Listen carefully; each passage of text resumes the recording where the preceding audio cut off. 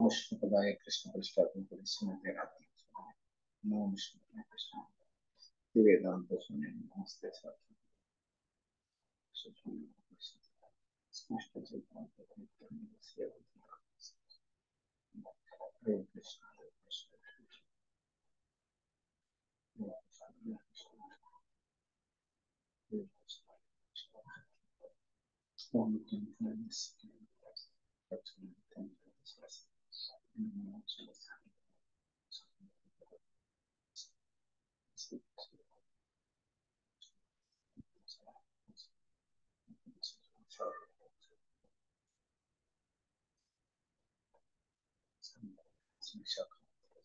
हरे कृष्ण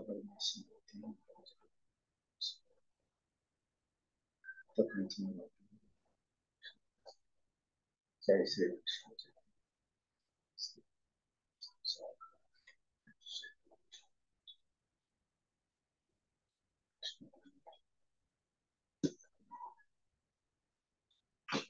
तर आज तुका म्हणे ही जी प्रवचन मालिका आहे त्यातला 122वा सत्र पाठ संपन्न होतोय. त्यामध्ये आपल्या सर्वांचं स्वागत आहे. माझे गुरु महाराज शिक्षागुरु यांच्या चरणी मी प्रार्थना करतो. कृष्ण सर्वांना आवाज येत आहे का व्यवस्थित? आवाज कमी येतोय? येतो का? हा बरोबर आहे, क्लिअर येते. हो. हरे कृष्ण. दंडवत प्रणाम.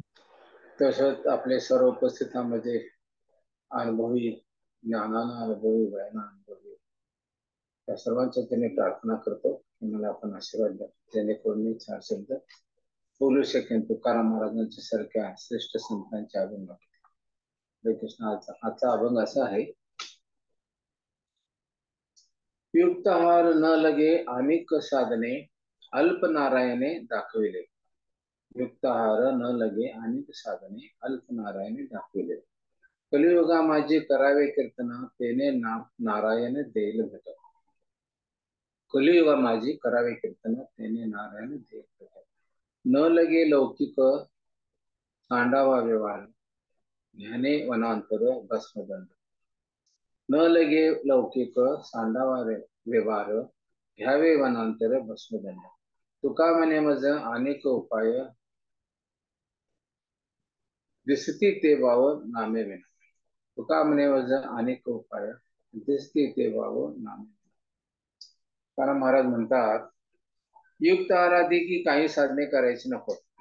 नारायणे तरुण जाण्याकरिता थोडके वर्म दाखवले पाहिजे. नंतर दुसऱ्या कडव्यात म्हणतात ते वर्म असे आहे की या कलियुगात सतत नामस्मरणाने हरिदर्शन घडते. कोणताही लौकिक व्यवहार सोडण्याचे कारण नाही आणि वनात जाऊन भस्मदंड घेण्याचे कारण नाही. तुकोबराय सांगतात की एका भगवंतांच्या नामा वाचून हरीच्या दर्शनाकरिता इतर सर्व उपाय अपर्याय. आपण तोच विषय परत परत बोलत असतो का? कारण त्याची गरज आहे आणि अनेकदा सांगून सुद्धा आपल्याकडून ती साधना होत नाही, आपल्याकडे प्रयत्न होत नाही आणि म्हणतोय की मी एवढे दिवस जप करतोय, एवढे दिवस प्रयत्न करतोय पण मला भगवंतांचं प्रेम प्राप्त होत नाही. तर शास्त्र साधू संत हे काय सांगतात की नामा वाचून भगवत प्राप्ती किंवा जन्म मृत्यूच्या फेऱ्यातून आपण सुटू शकत नाही. मी अनेक वेळा हे ब्रह्मनादी पुराणाचा उल्लेख देतो की हरे नाम हरे नाम हरे नाम एव केवलम कलो नास्तेव नास्तेव नास्तेव गतिरन्यथा. याचा अर्थ काय? हरिनाम हरिनाम हरिनाम एकच असा मार्ग आहे भगवंत प्राप्तीचा ह्या कलियुगामध्ये आणि त्याच्याशिवाय कुठलाही उपाय नाही, कुठलाही उपाय नाही, कुठलाही उपाय नाही, कुठलाही मार्ग नाही. हे शास्त्र साधू संत थोडे ओढून सांगतात. त्याचं कारण का? तर सतयुग, त्रेतायुग, द्वापर आणि 4 कलियुग ह्या युगामध्ये सतयुगामध्ये माणसाचं आयुष्यमान 1 लाख वर्ष होतं आणि त्यावेळी ध्यान धारणा करून भगवंताची भक्ती केली जात असे भगवंताचं प्रेम प्राप्त केलं जातं. 30 वर्षे 30 हजार 40 हजार 50 हजार 60 हजार एवढी वर्षे तप करायचे आणि त्यानंतर भगवत प्राप्तीचा मार्ग प्राप्त व्हायचा. त्यानंतर त्रेतायुग आलं. त्रेतायुगामध्ये माणसाचं आयुष्यमान किती झालं? 10,000 वर्ष झालं. त्रेतायुगामध्ये यज्ञ केलं जायचं, मोठमोठे यज्ञ, एवढं दिव्य भव्य यज्ञ केले जायचे की आता ते आपण विचार सुद्धा करू शकत नाही, कारण त्यावेळची सांपत्तिक स्थिती, आर्थिक स्थिती ठीक होती आणि यज्ञ करायसाठी जे शुद्धत्व लागते पुरोहितांचं ते पण होतं, उपलब्ध होतं, म्हणून आपण केलं जायचं. मग हळूहळू सतयुगामध्ये आपलं आयुर्मान कमी झालं, त्यामुळं ध्यानाद्वारे भगवंत प्राप्ती करायचा मार्ग बंद झाला. त्यानंतर त्रेतायुगामधला जो मार्ग यज्ञ संपन्न करायचं त्याचंही फळ मिळेना झालं, कारण ती यज्ञ करण्यामध्ये शुद्धता नाही आणि सांपत्तिक स्थिती पण एवढी नाही आहे, म्हणून ते बंद पडलं. त्यानंतर द्वापार युगामध्ये मनुष्याचं आयुष्यमान 1000 वर्ष झालं आणि त्यावेळी मोठ्या प्रमाणात अर्चविग्रहाची सेवा, पूजा अर्चा व्हायची आणि त्याद्वारे भगवत प्राप्ती व्हायची. त्यासाठी पण सांपत्तिक स्थिती खूप लागायची आणि शुद्धता पण लागायची. ते पण सध्या संपलं. आता कलियुगात जास्तीत जास्त आयुर्मान किती आहे? 100 वर्ष आहे. 100 वर्षामध्ये आपण आपलं निम्म आयुष्य झोपण्यात आणि झोपण्यामध्येच निघून जातं आणि इतर जे ऍक्टिव्हिटीज असतात आपल्या त्याच्यामध्ये निघून जातात आणि भक्ती करायसाठी वेळ किती राहतो शिल्लक हे जर बघितलं तर 5-10 वर्ष सुद्धा राहत नाही. तर अशा वेळी आपण तप, एक तर ध्यान करू शकत नाही, तप करू शकत नाही, यज्ञ करू शकत नाही, आर्जीवची सेवा पण करू शकत नाही. म्हणून हे भगवंतांना माहित आहे, ह्या आपल्या बद्ध जीवांना भगवत धामात जर न्यायचं असेल तर ह्या बद्ध जीवांचं कल्याण कसं करायचं आणि आत्मसाक्षात्काराचा सोपा मार्ग कसा द्यायचा. शिवाय ह्या वरच्या 3 युगामध्ये माणसाची बुद्धिमत्ता, शारीरिक स्थिती खूप चांगली होती. आता सर्व आपण इतके बद्ध आहोत की सकाळी काय आपण भाजी खाल्लेली आपल्या ध्यानात राहत नाही. मग वेद आणि पुराणासारखी श्लोक सगळे कंठस्थ करायचं कसं शक्य. तर त्यासाठी भगवंतानीच हा सोपा मार्ग आपल्याला दिलाय, म्हणजे हरिकीर्तन करायचं, भगवंताचं नामस्मरण करायचं. आणि नामस्मरण म्हणजे कोणाचं? फक्त भगवंतांचं नामस्मरण करायचं. अनंत कोटी ब्रह्मांडाचे नायकचे पूर्ण पुरुषोत्तम भगवान आहेत, पांडुरंग, विठ्ठल, अनेक जे स्वरूप आहेत, त्यांचं नामस्मरण जर केलं तर आपण ह्या दुःखातून मुक्त होऊ शकतो आणि इतर कुठलाही मार्ग आपल्याला उपलब्ध नाही. आणि भगवंतांचं नाम आणि भगवंत याच्यामध्ये काही भेद नाही, ते एकच आहे, अभेद्य आहे दोन्ही. म्हणून आपण भगवंतांचं जर नामस्मरण केलं तर भगवंत प्राप्ती आपल्याला होणार याची 100% खात्री आहे. आणि हे जे साधू संत भगवतामात गेले, आता आपल्याला भगवंताची इच्छेने येऊन आपल्याला उपदेश करायला तुकाराम महाराजांचे सारखे संत, त्यांनी हा अनुभव घेतलेला आहे आणि त्यांनी ही जी नौका होती संसाराची, भवसागराची, ती कशाच्या आधारे पार केली? त्या हरिनामाच्या आधारेच पार केली. म्हणून ते आपल्याला वारंवार उपदेश देतात की हरिमुखे सदैव भगवंताचं नाव तोंडामध्ये ठेवा आणि त्यासाठीच आपलं जीवन आहे हे ते सांगतात. पण आपल्याकडे फारसं आपण त्याच्यावर लक्ष देत नाही. आणि हे काय सांगितलं त्यांनी भगवंताचे उपाय करायसाठी? आपली एवढी पद्धत प्रभूजी आहे. आजचा अभंग परत सांगाल का प्रभूजी एकदा? हो हो सांगतो. युक्त आहार न लगे अनेक साधने, अल्प नारायणे दाखविले. कलियुगा माझी करावे कीर्तन, तेने नारायण देईल भेट. न लगे लौकिक सांडावा तेवार व्यवहार, घ्यावे वनांतरस भस्मदंड. तुका म्हणे मज अनेक उपाय, दिसती ते वाव नामे विना. ओके, धन्यवाद प्रभूजी. हरे कृष्ण. म्हणून नामस्मरणात जी शक्ती आहे ती आपण आपल्यासारख्या बद्धजन अजून समजत नाही, पण खूप शक्ती आहे. भगवंताने नामामध्ये काही फरक नाही. तर एक वेळ हरिदास ठाकूर आपल्याला माहित आहे, चैतन्य महाप्रभू म्हणजे साक्षात भगवान श्रीकृष्ण जगन्नाथ. तर ते भगवंताचे एवढे प्रिय भक्त होते हरिदास ठाकूर की दररोज 3 लाख जप करायचे आणि त्यांच्या 3 लाख जप आणि त्यांची शुद्धता पाहून त्यावेळचा जो समाज होता तो त्यांच्याकडे आकृष्ट व्हायला लागला. आणि मग त्यावेळी नकली साधू संत पण होते, त्यांच्या पोटात सगळे बळा उठला, आता कसं करायचं, याचे सगळं कौतुक आलं, त्यांच्या पाठीमागं कसं करायचं, याचं पतन कसं करायचं. म्हणून त्यांनी ठरवलं की त्याचं पतन आता कशा परिस्थितीत करायचं. त्यातला एक मार्ग त्यावेळेचा सोपा म्हणजे त्यांनी एका नर्तकीला, वेश्येला सगळं कबूल केलं, पैसे वगैरे द्यायचं ठरवून आणि त्याचं पतन करायसाठी त्या वेश्याला पाठवून दिलं त्यांच्याकडे.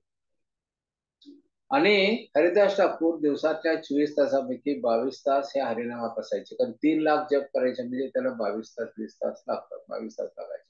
आणि राहिलेल्या 2 तासात बाकीच्या विधी ते उरकायचे. कधी कधी त्या 2 तासातले पण 1 तासातच विधी उरकावे लागत असे आणि हरिनाम करत असत.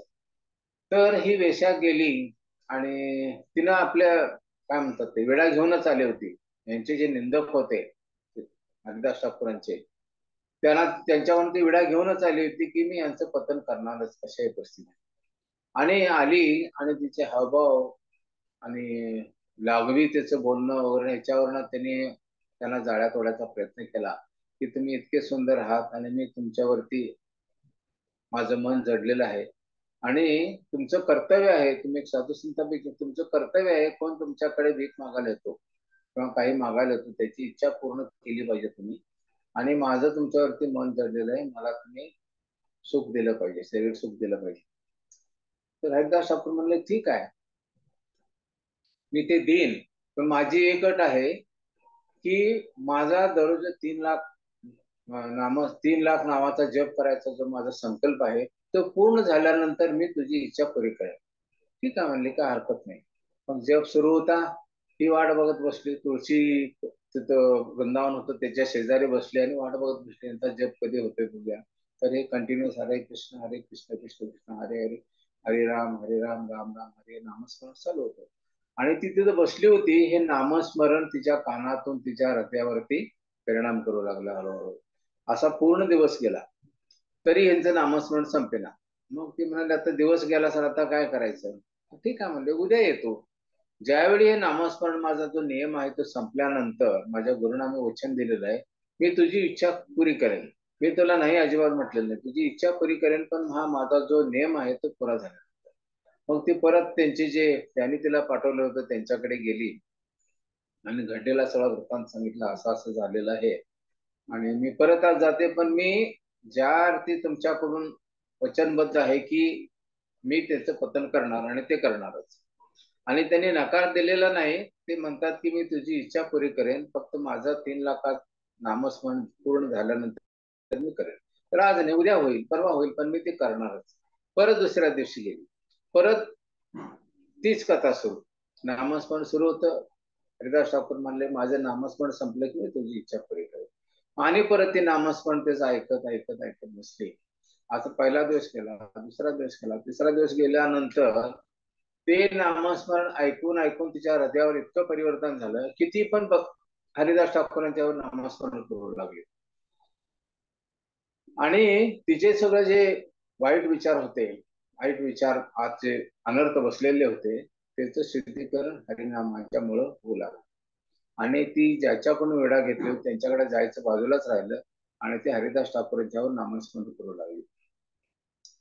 आणि थोड्या दिवसात तिचं हृदय परिवर्तन इतकं झालं की नंतर त्या माणसानं पाठवलेलं होतं, तो आला आणि तुझं काय चाललं, तर ते म्हणाले मी आता काही करू शकत नाही, माझ्यावर त्या हरिनामाचा इतका परिणाम झालाय, मी परत ज्या मार्गातून आता मी बाहेर पडलेले आहे त्या मार्गात परत येणार.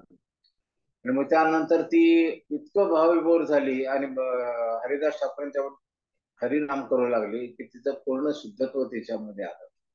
आणि मी एक दिवशी सगळा घडलेला जो वृत्तांत होता तो हरिदास ठाकूरांना सांगितला की मला ह्या व्यक्तीने आपलं पतन करायसाठी, आध्यात्मिक पतन करायसाठी मला पाठवलेलं होतं आणि त्या उद्देशानं आलं, पण तुमचं हरिनाम ऐकून ऐकून माझ्या मनावर इतका परिणाम झाला, माझ्या हृदयावर इतका परिणाम झाला की मी आता ह्या मार्गातून परत जाऊ शकत नाही. हरिदास ठाकूर म्हणजे ठीक आहे, काय हरकत नाही, मग तुझी करायची इच्छा ठीक आहे म्हणले. मग हरिदास ठाकूरांनी ती जी कुटीर होती ते त्या माताजींच्यासाठी दिली, ते वेशाची होती त्यांच्यासाठी दिलं आणि आपल्या दुसरीकडे जायची तयारी दर्शवली. आणि त्यांनी एक अट घातली. भरलं नाही. हरे कृष्ण, कुणाचा तर आवाज येतोय, हरे कृष्ण. आणि त्यानंतर मग हरिदास ठाकूरांनी त्याला एक सल्ला दिला, पेश केला की आता तुझ्याकडे जी संपत्ती आहे ती संपत्ती सगळी तू ब्राह्मणांच्या मध्ये वाटून टाक आणि पूर्णपणे तू या झोपडीत येऊन राहा. आणि हे जे वैभव होतं तिच्याकडे, संपत्ती होती, त्याच्याबद्दल पण तिच्या मनात एवढं वैराग्य आलं, कारण हरिनाम हे असं प्रभावी शस्त्र आहे की ऑटोमॅटिकच वैराग्य येते. ज्यावेळी आपण हरिनामामध्ये रममान होतो, शुद्ध नाम आपल्याकडून होऊ लागतं, त्यावेळी ऑटोमॅटिक वैराग्य येतं. हे एकदा जर हरिनामामध्ये आपलं मन लावलं आणि हरिनाम घेण्यामध्ये आपण तर यश मिळत गेलो की बाकीच्या गोष्टी आपल्याला करायला लागत नाही, ते वैराग्य आपोआपच येतात. सगळ्या माणसांच्या बरोबर प्रेमाबद्दल आपण होऊन जात असतो, ते प्रकार सगळे कमी होतात, आसक्ती कमी होत जाते, आध्यात्मिक आसक्ती वाढत जाते, भौतिक आसक्ती कमी होते. ही सगळी आपोआप येत जातात. एकदा आपण हरिनामामध्ये रुची निर्माण झाली, हरिनामामध्ये आनंद यायला लागला, की बाकीच्या सगळ्या ज्या आपल्या भौतिक इच्छा असतात त्या आपोआपच मरत जातात, कमी होत जातात. आणि असं ही वेशाचं परिवर्तन झालं आणि ती मग साधू बनली. नंतर कोणी आले तिला काही म्हटले, अशी जी वैरागी ज्यावेळी येते आपल्याला आणि ह्या स्थितीत आपण येतो, हरिनामामध्ये वाहून जातो, पूर्णपणे भगवंताच्या भक्तीत लावतो, तरी कोण शिवा दिला, कोण निंदा केली, काय केले, कशाचाही परिणाम आपल्याला होत नसतो. पूर्णपणे आपली चेतना भगवंताच्यावर स्थिर झालेली असते. त्यामुळे कोणाच्या शिव्याचाही प्रश्न नाही, कोण टोमणे मारायचा प्रश्न नाही, कोण निंदकाचा प्रश्न नाही. म्हणून तुकाराम महाराज काय म्हणतात, निंदक आपल्या घराशेजारी असावं, त्यामुळे आपली स्वच्छता, चेतनेची स्वच्छता होते. मग अशी स्थिती होती की त्यामुळं आपले सगळे जे अनर्थ असतात ते कमी होत जातात आणि भगवंताच्यावरती आपलं चेतना केंद्रित होते. अशा पद्धतीने ते वैषयिक शुद्ध भक्त मानले. असे हे साधू संत म्हणजे चैतन्य हे कोण आपले हरिदास ठाकूर होते. एक वेळ हरिदास ठाकूरांचं आणि तिथं अशी आध्यात्मिक सभा चालू होती, प्रोग्राम चालू होता आणि त्यामध्ये हरिदास ठाकूरांना एक प्रश्न विचारला गेला की आपण नामस्मरण मोठ्या मोठ्यानं का करायचं, हळूहळू का नाही. तर ते म्हणाले हळूहळू केलं तरी चालतंय, मोठ्यानं केलं तरी चालतंय, पण हळू केलं तर तुम्हाला भगवत प्राप्ती कमी होते आणि मोठ्यानं केलं म्हणजे जास्त होते, असा नाही आहे अर्थ त्याचा. दोन्हीचा परिणाम एकच होतोय. पण ज्यावेळी आपण मोठ्यानं नामस्मरण करतो त्यावेळी आपल्या शेजारी जे वनस्पती आहेत, किडा मुंगे काय आहेत, त्यांची जी चेतना त्यांच्या कानातून हा आवाज गेल्यामुळं हे सगळे वनस्पतीवर जे आहे ते सगळं श्रवण करत असतात किंवा त्यांच्याकडे श्रवण करायची दुसरी प्रकारची शक्ती असते, त्याद्वारे त्यांना सगळ्यांना हे हरिनामाचं महत्व किंवा इफेक्ट प्रभाव होत असतो. म्हणून ज्यावेळी आपण हरिनाम करू त्यावेळी वृक्ष वेलीचे कीटक जे असतात ते सुद्धा ऐकतात, श्रवण करतात. आता कुत्रा, मांजर, विंजर हे पशु पक्षी आहेत, त्याच्यामध्ये त्यांच्या कानातून सुद्धा हरिनाम गेले की त्यांच्या सुद्धा हृदयाचं परिवर्तन होत असते आणि त्यांची उच्च गती त्यांना प्राप्त होण्याची शक्यता असते. म्हणून मोठ्यानं हरिनाम घ्यायचं असते.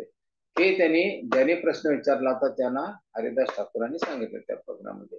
त्यावेळी त्या सभेमध्ये गोपाल चापल म्हणून एक होते, ते सदैव यांचं हरिदास ठाकूरांची निंदा करायचे, सदैव हरिदास ठाकूरांची निंदा करायची. कारण हरिदास ठाकूर यांची ख्याती एवढी वाढू लागली या नामस्मरणामुळे आणि त्यांच्या संतत्वामुळे ते त्यांना सण होत होतं. मग त्यांनी त्याला चॅलेंज केलं की हे जे तू म्हणता हरिदास ठाकूर तो म्हणतोस ते मला मान्य नाही, अजिबात मान्य नाही. तर हरिदास ठाकूर म्हणले मान्य नाही कसं, मान्य व्हायलाच पाहिजे. तर त्यावेळी ते म्हणा लागले की ठीक आहे, तू म्हणतोस की ह्याच्यानं मोठ्यानं हरिनाम घेतल्यामुळे सगळ्या जीवांचा उद्धार होतोय आणि आपला आपण म्हणतोय, तर मला याला सहमत नाही नुसतं हरिनामावर होतं याला. तर हे जर खरं असेल, ह्याच्यानं होत असेल, तर 7 दिवसामध्ये माझं नाक गळून पडेल आणि जर झालं नाही तर तुझं नाक गळून पडेल, असं सगळ्यांच्या सभेमध्ये तो चॅलेंज करतोय आणि तिथून निघून जातोय. आणि 7व्या दिवशी 7 दिवस पूर्ण झाल्यानंतर 8व्या दिवशी त्या गोपाल छापुलाचं कुष्ठरोग होऊन त्याचं नाक गळून पडतंय. तर हा हरिनामाचा प्रभाव आहे. आणि म्हणून साधू संत जे सांगत असतात त्यांची कधी आपण निंदा करायची नाही. त्या साधू संतांचं कर्तव्य काय आहे, आम्हाला ह्या जन्म मृत्यूच्या फेऱ्यातून सोडून भगवंत प्रेम प्राप्त करून द्यायचं त्यांचं कर्तव्य आहे, त्यासाठी ते प्रयत्न करत आहेत. म्हणून त्यांची साधू निंदा कधीही करायची नाही. साधू निंदा ही आपल्याला आपलं जे आध्यात्मिक प्रगती होत आहे ते सर्व नाहीशी करून टाकते. एक एक पागल हाती, वेडा हाती, ज्या हातीला ज्या वेड लागतोय आणि तो जर एका केळीच्या मोठ्या बागेत शिरला तर त्या केळीच्या झाडाचं सगळं उद्ध्वस्त नष्ट करून टाकतोय तो. कशा पद्धतीनं एखाद्या वैष्णवाची जर आपण निंदा केलो तर आपलं आध्यात्मिक आयुष्य नष्ट होतं. म्हणून कधी साधूची निंदा करायची नाही. भले तुम्हाला नाही पटलं सोडून द्या, पण त्याची निंदा करायची नाही. म्हणून हे साधू संत जे आहेत ते आपल्याला हे ज्ञान देत आहेत की आपण जीवनात कसं वागावं, कुणाची निंदा करू नये, सत्मार्गाने वागावं, साधू संतांचं ऐकावं. आणि त्यांनी जे उपदेश दिले ते कोण आहेत, भगवंताचे प्रतिनिधी आहेत. भगवंतांना आपल्याला आपल्या धामात घेऊन जायचं आहे, त्या जन्म मृत्यूच्या फेऱ्यातून आपल्याला बाहेर काढायचं आहे. म्हणजे भगवंतांनी त्यांना पाठवले, ते भगवंतांचे प्रतिनिधी आहेत, नाही तर त्यांचा काय स्वार्थ आहे. आता पूर्वी असे काही सदसंत होते की हिमालय पर्वत मध्ये अजून पण आहेत, हिमालय पर्वत मध्ये जाऊन सदैव ध्यान करत बसायचे दिवस 24 दिवसात 22 तास. पण सर्वसामान्य जनतेचं कल्याण करावं हा त्यांचा उद्देश. ते स्वतःच कल्याणाचा मार्ग शोधत होते. म्हणजे होईल पण त्याच्यात पण हे जे असे साधू संत आहेत, आता हे तुकाराम महाराजांचे संत, हरिदास ठाकूर म्हटलं, प्रभुपादांचे सारखे संत आहेत, एकनाथ स्वामी, तुमचं ज्ञानेश्वर महाराज, हे फक्त आपलं कल्याण हो आणि आपल्याला आत्मसाक्षात्कार करून आपण भगवंत प्राप्ती करावी, हा त्यांचा उद्देश कधी नव्हता. जनकल्याणाला कसं मी भगवत धामात घेऊन जाईल हे महत्वाचं होतं. भागवतामध्ये एक श्लोक सांगतोय 3ऱ्या स्कंदामध्ये, की हे जे मुखिया असतात किंवा सरपंच, पंच, मुखिया किंवा राज्याचे मुख्य असतात, हे त्यांचं कर्तव्य काय आहे? नुसता जनतेकडनं कर वसूल करायचे, निवडून स्वतःची काय म्हणतात ते तुमड्या भरायच्या, यासाठी आपण त्यांना निवडून देत नाही. आणि पूर्वी कसं असायचे, असे जे मुख्य असायचे, असे जे राजे असायचे, ते प्रत्येक जनतेतला प्रत्येक व्यक्ती भगवंतांचं भक्ती करतोय की नाही, विष्णू भक्ती करतोय की नाही, हे बघितलं जायचं आणि संपूर्ण जनतेला विष्णू भक्ती करायसाठी प्रवृत्त करायचे, तसं प्रशिक्षण द्यायचं. पण आता हे कलियुग आहे, तिथं कोण करणार? आता राजा पण तसेच आणि प्रजा पण तशीच झालेली आहे. म्हणून भगवंतांना हे माहित आहे, म्हणून हे संत तुकाराम महाराजांच्या सारखे जे साधू संत आहेत त्यांना पाठवले, व तू तर जाऊन यांना सुधारणा कर यांच्यामध्ये. म्हणून भागवतम काय सांगतंय, जर त्या राजाने किंवा मुखियाने आपल्या जनतेला भगवत भक्त केलं नाही, विष्णू भक्ती करायचं प्रशिक्षण दिलं नाही, त्यांना यमराज यांच्या मार्फत खूप दंड मिळतो, त्यांना दंडासाठी ते पात्र होतात. म्हणून प्रत्येक राजाचा मुखियाचं कर्तव्य आहे की आपल्याला आपल्या हाताखाली जे जीव आपण पालन पोषण करतोय, म्हणजे ज्यांची काळजी घेतोय, त्याला भगवंत प्राप्ती करायसाठी असा मार्ग दाखवायचा की ज्याद्वारे ते या जन्म मृत्यूच्या फेऱ्यातून बाहेर पडतील आणि भगवंतांची प्राप्ती करतील. अन्यथा हे जे मुख्य आहेत, पंच, सरपंच काय असेल, मुख्यमंत्री कोण पण असतील, मंत्री जे असतील, त्यांना जर हे ते करू शकले नाही तर त्यांना यमराजामार्फत दंड होणार हे नक्कीच आहे, हे भगवंतम सांगतोय. म्हणून या नामाचा आधार आपण घेतला पाहिजे आणि ह्या जन्ममृत्यूच्या फेऱ्यातून सुटलं पाहिजे. मग तुकाराम महाराज काय म्हणतात, मग तुम्ही सगळा संसार सोडा आणि करा म्हणतात काय? अजिबात नाही. संसार करत करतच सगळं करायचं आहे. पांडवाने किती वर्ष राज्य केलं? त्यांनी संसार सोडला होता काय? ते करत करत त्यांनी भगवंताची भक्ती केली ना. परीक्षित महाराजांनी तेच केलं ना, अमरीश महाराजांनी तेच केलं ना. अशी उदाहरणं अनेक उदाहरणं आहेत. त्यांनी राज्य पण सांभाळलं आणि भगवंताची भक्ती पण केलं. कसं तुकाराम महाराज म्हणतात की तुम्ही हातात दंडा घेऊन, संन्यास घेऊन, भगवी कपडे देऊन जंगलात जाऊन बसायचं, हे अष्टांग योग जे पूर्वीचे होते, ह्या कलियुगामध्ये अष्टांग योग नाही आहे, त्याचा काही उपयोग होत नाही. अग्नी पेटवायचे आणि त्या अग्नीमध्ये बसून ध्यानधारणा करायची, शरीराला इतका त्रास द्यायचा की ते सहन होत नाही, त्या शरीराला इतका त्रास द्यायचा. नंतर उपवास राहायचा, उपवास करायचा वगैरे वगैरे. तर साधू संत म्हणतात, हे तुकाराम महाराजच म्हणतात की याची काय गरज नाही आहे. तुम्ही जे नित्यनेमाना सदाचारानं जे जीवन जगताय ते जगा. तुमच्या मुलाचं, बाळाचं, पत्नीचं, नातेवाईकाचं पालन करा आणि ते करत करत तुम्ही भगवंताची भक्ती करा. आता प्रभुपादांनी काय सांगितलं, 16 माळा जप करा. 16 माळा जप करायला किती वेळ लागतो? जास्तीत जास्त 2 तास लागतात. मग 24 तासात आपण 2 तास देऊ शकत नाही का भगवंताच्या प्राप्तीसाठी? तेवढं तरी आपण केलं पाहिजे. तेवढं आपण जरी केलो मनोभावे, 2 तास जर भगवंताच्या भक्तीत आपण घालवलो, तर नक्कीच आपल्याला हे साधू संत भगवत नामात जातील. आणि तेवढे प्रयत्न आपल्याला कमीत कमी केलेच पाहिजे. प्रयत्न न करता देह हरी पलंगावरी कुठं मिळणार नाही. आपली अपेक्षा काय असते, प्रयत्न कमी असावे आणि फायदा जास्त असावा. हा भौतिक जन्मोजन्मी आपण जो विचार केलाय तो पगडा आपल्या मनावरच असतोय आणि त्याद्वारे आपल्याला मिळावी आपली अपेक्षाच असते. पण मला सांगा, साधी एक दोन ते 3 खोल्याचं घर आणि आपल्या संसाराचं पालन पोषण करावं, एवढा खर्च, एवढे पैसे जमवायसाठी आपण किती तास राबतोय दिवसातून? 8-8 तास, 10-10 तास, 12-12 तास राबतोय. त्याच्यामुळे आपण काय प्राप्त करतोय? फक्त या संसाराचं पालन पोषण करतोय. तर मग ह्या जन्ममृत्यूच्या फेऱ्यातून सुटून भगवत प्रेम जर प्राप्त करायचं असेल तर ते 2 तास तर आपल्याला करायला पाहिजे का नको? त्या जन्ममृत्यूचा फेरा सोडून भगवंताची प्राप्ती करायची आणि कायम भगवंतांच्या सेवेत लागायचं, तिथं ना मृत्यू, ना आजार, ना दुःख, काहीच नाहीये. तिथं जर जायचं असेल तर मग आपण तेवढं तर कष्ट केलेच पाहिजे, तेवढे प्रयत्न केले पाहिजे. त्याच्याशिवाय आपल्याची मुक्ती नाहीये. आणि हेच साधू संत ओरडून सांगतात, पण आपण तेवढं ध्यान देत नाही. आपली काय म्हणतात दुर्भाग्य आहे आपलं. आणि म्हणून असे जे साधू संत उपदेश करायले त्याचा थोडा तरी परिणाम आपल्यावर झाला पाहिजे. मगच आपली त्यातनं मुक्तता होईल. म्हणून आपण एक नियम करायचा, संकल्प करायचा की दररोज माझे 24 तास आहेत, त्यातले मी प्रपंचासाठी घालवतो किती, झोप, निद्रा, खेळणे वेळणे इकडे किती वेळ घालवतो, मुलांच्या संरक्षण करणं वगैरे, नोकरीच्या किती वेळ घालवतो. त्या सगळ्यामध्ये काहीही प्लॅनिंग करा, आपण 2 तास भगवंतांच्यासाठी काढले आणि हे 2 तासामध्ये मग आपण प्लॅनिंग करायचं, भगवंताचं नामस्मरण किती वेळ करायचं, त्यातनं भागवतन किती वाचायचं, आपली चेतना कशी भगवंतांच्या मध्ये राहिली पाहिजे, की आमच्यासाठी काय प्रयत्न करायचे हे आपलं प्लॅनिंग करून द्यायचं. कधी कधी आपल्याला ज्यावेळी गोंधळ होतोय मनाचा, त्यावेळी आपण आपले जे वरिष्ठ असतात किंवा साधू संत असतात किंवा आपले आचार्य असतात, आध्यात्मिक दृष्टिकोनातून आपल्याला सल्ला देणारे आपले सल्लागार असतात, अशांना विचारून आपण प्लॅनिंग करून द्यायचं, मी कसं करू म्हणजे मला त्या भक्तीमध्ये प्रगती करता येईल. आणि ती प्रगती तुम्ही करायला लागला, भक्ती मार्गात लागला की आपोआपच आपल्या हृदयाचं शुद्धीकरण कसं होतंय हे आपल्याला समजून येईल. असे काय आपल्याला अनुभव येतील की हे मी करायला नंतर मला किती आनंद मिळाला, हे करालो म्हणून मला लाखो रुपये मिळाले म्हणून आनंद, तो भौतिक आनंद आहे, तो नाही. पण भगवंतांचं प्रेम प्राप्त केल्यानंतर जे आनंद असतोय, आत्मिक आनंद असतोय, तो मिळाल्यानंतर मग तुम्हाला खरं वाटायला लागतंय मी आयुष्य सगळं फुकट ठरवलं, मी आतापर्यंत हे का केलं नाही असं वाटायला लागतं. शेवटी इथं जे मिळवतो ते सगळं इथल्या इथे ठेवून जायचं. एक चिंधीचा तुकडा सुद्धा, चिंधी सुद्धा आपल्या बरोबर येते वरती जाताना.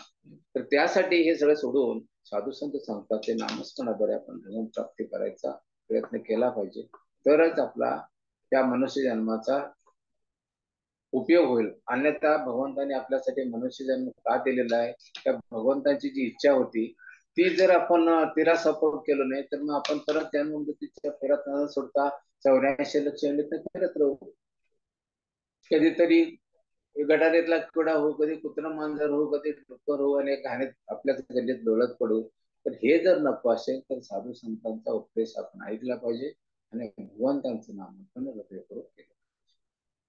हरे कृष्ण. वेळ झालेली आहे, मला शंका असेल तर 2-3 मिनिटात विचारू शकता. 32 मिनिटाचा आपल्याला 32 ते 35 मिनिटाचा हरे वेळ कृष्ण. धन्यवाद भेटतो. प्रभूजी. हरे कृष्ण. धन्यवाद प्रभूजी. धन्यवाद. खूप छान धन्यवाद. आज पण आपण तुम्ही विवरण दिलं प्रभूजी. कोणाचा काही प्रश्न असेल तर तुम्ही विचारू शकता. आज बरेच नवीन भक्तांनी क्लास जॉईन केलेला आहे. पूजा माताजी, ओके सुनंदा ताई जाधवर माताजी. ओके आप ओके. तुम्ही कुठून आहात माताजी? सुनंदा माताजी, तुम्ही कुठून आहात? हरे कृष्ण. पूजा सुखसागर माताजी. नगर. ओके. सुखसागर नगर कुठनं काळपरट. सुखसागर नगर. हो माताजी, तुम्ही मंदिरात येताय ना? हो NVCच्या मंदिरात येताय ना? हो हो